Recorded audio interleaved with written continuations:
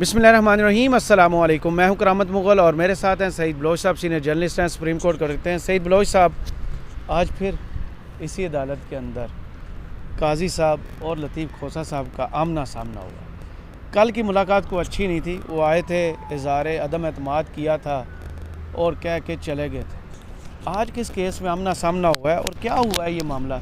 फिर कोई तल्ख़ कलामी हुई है, कोई गर्मा गर्मी हुई है? बहुत शुक्रिया करामत मुग़ल साहब। नहीं, कोई तलख़ कलामी तो नहीं हुई। एक मुलाजमत का एक केस चल रहा था। उस केस की समाअत के दौरान लतीफ़ खोसा साहब अदालत में पेश हुए और उन्होंने कहा चीफ़ जस्टिस पाकिस्तान से कि इमरान ख़ान का तोशाखाना फ़ैसले के ख़िलाफ़ एक दरख्वास्त सुप्रीम कोर्ट में ज़ेर अल्तवा है, तो वो दरख्वास्त जो है वो समाअत के लिए मुकर्रर कर दें। तो उस पर फिर चीफ़ जस्टिस साहब ने एक बार फिर अपने जो दिल की कुछ ऐसी ख्वाहिशात या कुछ ज़ख़म थे जो शायद हरे हो गए थे, उसके ऊपर उन्होंने कहा कि आप बाहर जाकर इल्ज़ामात लगाते हैं, यहाँ आप आके अदालत से रिलीफ़ मांगते हैं। और उन्होंने ये भी कहा कि आप इस हवाले से एक कोई मुतफ़र्रिक़ दरख्वास्त दायर कर दें अर्ली हियरिंग की, तो फिर कानून के मुताबिक जो भी होगा वो हम आगे देख लेंगे। तो पीटीआई को मेरा एक अपना जो असूली एक मौक़िफ़ है, ये एक जो मेरी राय है कि पीटीआई को मेरे ख़्याल में चीफ़ जस्टिस की अदालत में अब पेश नहीं होना चाहिए। उसकी वजह यह है, जी देखें, अदम एतमाद अगर आपने किया है तो फिर आप मेरे ख़्याल में उस चीज़ को ले कर चलें। या फिर ये भी हो सकता है कि पीटीआई शायद ये समझती है कि लेवल प्लेइंग फील्ड के बारे में, देखें हमने उस दिन जब ये फ़ैसला आया था तो हमने कहा था कि अब चीफ़ जस्टिस साहब इसके ऊपर राय दे चुके हैं, यानी कि उन्होंने केस की समाअत के दौरान कह दिया कि भाई पीटीआई की ये बात दुरुस्त मालूम नहीं होती कि उनके साथ किसी किस्म की कोई ज़्यादती या नाइंसाफ़ी हो रही है, या उनको लेवल प्लेइंग फील्ड जो है वो नहीं मिल रही, या इलेक्शन कमीशन पीटीआई को निशाना बना रहा है। तो जब जज साहब एक मुकदमे किसी और मुकदमे में किसी दूसरे मुकदमे के बारे में अपनी राय दे दे, तो फिर उसके बाद मेरे ख्याल में फिर वो केस बनता भी नहीं था। ये फ़ैसला केस वापस लेके पीटीआई ने दुरुस्त किया। लेकिन अब देखना यह है कि क्या पीटीआई तमाम मुकदमात में चीफ़ जस्टिस का बायकॉट करेगी या नहीं। लेकिन अब वहाँ पर अब चूँकि ये तोशाखाना वाला मामला आ गया, तो अब बायकॉट वाली जो कहानी है वो तो अब हमें समझ नहीं आ रही। लेकिन इस सूरत हाल में क्या इमरान ख़ान साहब को अदालत से किसी किस्म का कोई रिलीफ़ मिल सकता है? मेरे ख्याल में उसके भी चांसेस मुझे तो कम नज़र आते हैं। उसकी वजह यह है कि एक तो जब ये अर्ली हियरिंग की दरख्वास्त देंगे तो उसके ऊपर बेंच कौन सा बनेगा। जब सर्दियों की छुट्टियों के दौरान इस केस की समाअत हुई थी तो उस वक्त तो साबिक जो कायम मकाम चीफ़ जस्टिस थे सरदार तारिक मसूद, उन्होंने बेंच की सरबराही की थी। जस्टिस मंसूर अली शाह और जस्टिस अतर मिनल्ला उस बेंच का हिस्सा थे।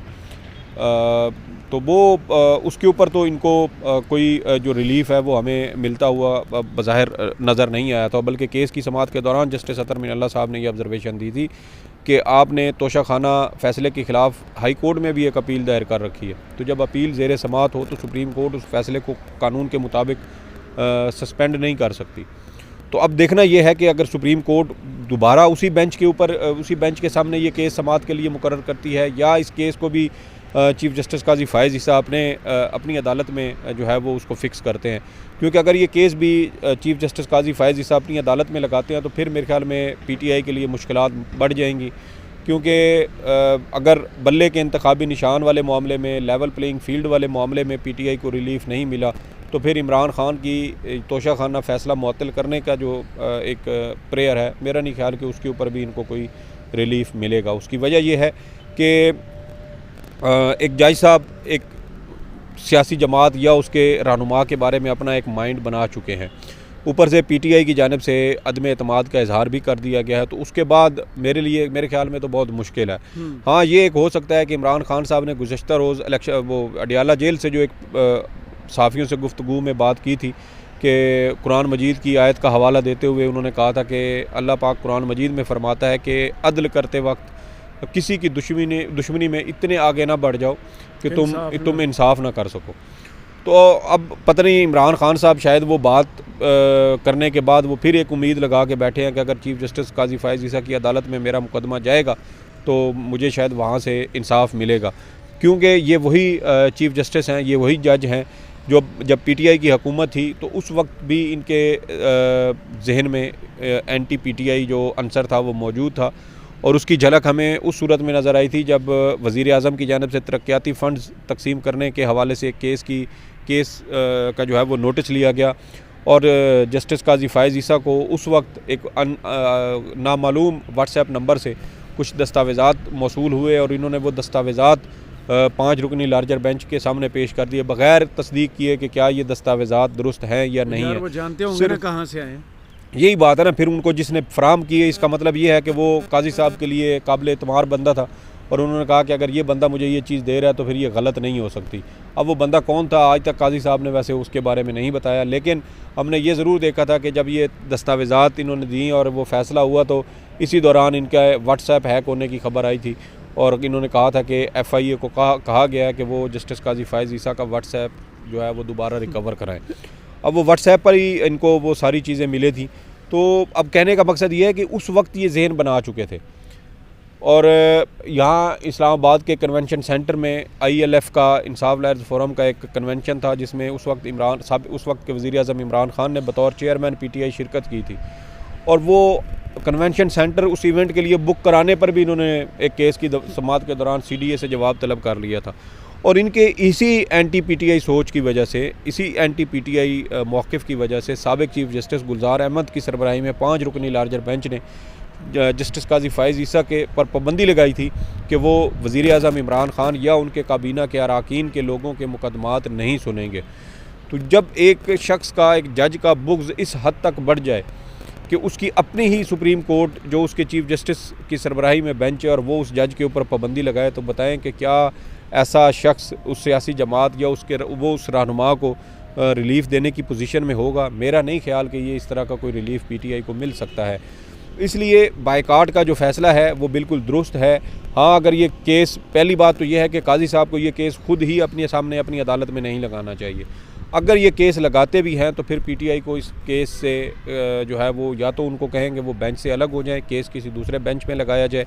अगर काजी साहब इस बात पर बज़िद रहते हैं कि नहीं केस वही सुनेंगे और उन पर जो एतराज़ात आयद किए जाने हैं ये दुरुस्त नहीं है, तो फिर मेरे ख्याल में फिर PTI को चाहिए कि ये अपनी दरख्वास्त वापस ले ले, क्योंकि इस जज से जो इनका रवैया है PTI के साथ तज़हीक आमेज़ मुख्तलिफ़ मुकदमात में हम देख चुके 4-5 वकील तो हैं ना जिनको हमने देखा है कि जिनके साथ ये रवैया नारवा सलूक इन्होंने रखा।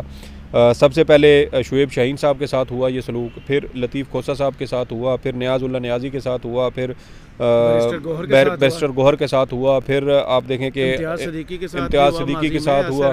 जी, मैं उनका बता रहा हूँ जो PTI के ख़ास तौर पे ताल्लुक़ रखते हैं। फिर हामिद खान साहब के साथ भी यही सलूक हुआ, फिर अली ज़फ़र के साथ भी, अगर जब वो बहुत ज़्यादा इतने संजीदा थे कि उन्होंने अपनी इज़्ज़त काफ़ी हद तक बचाई। जी, वो इनकी बातों में, हालांकि इन्होंने पूरे जो है वो उनको उलझाने की, उनकी जो ले जाने की पूरी कोशिश की थी, लेकिन वो अपने केस की हद तक ही महदूद रहे और किसी किस्म की उन्होंने गैर ज़रूरी बात नहीं की। लेकिन मकसद कहने का ये है कि काजी साहब PTI के वकीलों को सबसे ज़्यादा टारगेट कर रहे हैं। हर वो बंदा जिसके ऊपर इमरान खान या PTI का कहीं ना कहीं कुछ ना कुछ ताल्लुक़ बनता है, काजी साहब उसको जो है वो टांट कर रहे हैं, उसको जो है वो तनकीद का निशाना बनाते हैं। तो ये रवैया है काजी साहब का। अब काजी साहब को देखना ये है कि अभी अगर दरख्वास्त लगती भी है, क्योंकि अभी भी 3 दिन है, असूली तौर पर ये होना चाहिए था कि PTI आज ही ये दरख्वास्त सुप्रीम कोर्ट में दायर कर देती। अच्छा। आज अगर ये दायर कर देते तो फिर इसका इनको ये फ़ायदा होता कि अभी आगे 3 दिन है, बुध जुमेरात जुम्मा, 3 दिन में कोई ना कोई किसी न किसी मौके पे कह दिया जाता कि जी आप अगले 3 दिनों में किसी वक्त भी केस समाअत के लिए मुकर्रर करें, और उसमें अगर ये केस मुकर्रर हो जाता तो फिर इसमें देखना ये था कि क्या PTI को कोई रिलीफ़ मिलता है या नहीं। और अगर अब ये अगले 1-2 रोज़ में जाकर ये दरख्वास्त दायर करते हैं तो फिर ये हफ़्ता निकल जाएगा, फिर अगले हफ़्ते में किसी वक्त जाकर ये दरख्वास्त समाअत के लिए मुकर्रर होगी। दूसरी जानिब आप देखें कि अगर इमरान खान साहब की ये सज़ा सस्पेंड भी हो जाए, फ़ैसला मुअत्तल भी हो जाए, तो इमरान खान साहब के लिए अब इलेक्शन में हिस्सा लेना तो वो मुश्किल है, वो मुश्किल क्या बल्कि नामुमकिन हो चुका है। फैसला महफूज हो गया उनके कागजात नामज़द। जी, तो देखें वो जब तक वो फ़ैसला फील्ड में मौजूद है तोशा खाना वाला, मेरा नहीं ख्याल कि इनके कागजात नामज़दगी मंजूर होंगे। ये मुश्किल है, क्योंकि सुप्रीम कोर्ट खुद ही इस तरह के माजी में 2017-18 में फ़ैसले दे चुकी है। तो अब काजी साहब जो है वो मुस्लिम पाकिस्तान तहरीक इंसाफ का मुकदमा सुनते हैं नहीं सुनते, ये एक बहुत बड़ा सवालिया निशान है। लेकिन उसके साथ साथ ये अलमिया है पाकिस्तान की अदलिया के लिए, सुप्रीम कोर्ट के लिए, निज़ाम इंसाफ के लिए कि चीफ़ जस्टिस का रवैया ऐसा था कि मुल्क की सबसे बड़ी सियासी जमात को अपने ही चीफ़ जस्टिस पर, अपने ही सुप्रीम कोर्ट पर, अपने ही निज़ाम इंसाफ पर जो है वो अदम एतमाद का इजहार करना पड़ा। सही, बहुत शुक्रिया सईद बलोच साहब आपके तज़िये का। कमेंट्स बॉक्स में ज़रूर बताइएगा ये वीडियो आपको कैसी लगी। इजाज़त दीजिए, अल्लाह हाफ़िज़।